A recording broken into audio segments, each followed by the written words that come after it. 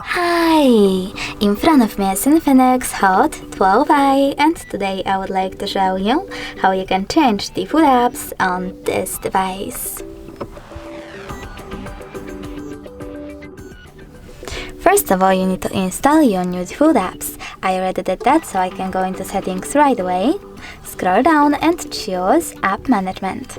From here, you need to click on Default Apps and tap on one of those sections.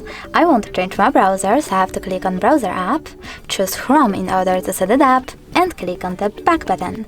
As you can see after that, my default app has changed. Thanks so much for watching. If you enjoyed this video, don't forget to leave a like, comment and subscribe. Bye!